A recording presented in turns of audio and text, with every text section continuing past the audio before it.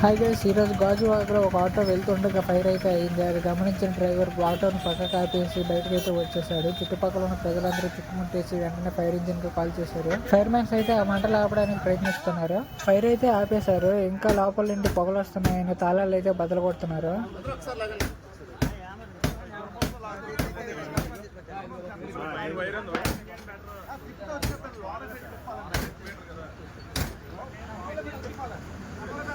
Key అయితే బదులు కొట్టేశారు. బాగా హీట్ గా ఉండడంతో ఒక క్లాత్ తీసుకొని లాక్ అయితే ఓపెన్ చేస్తున్నారు.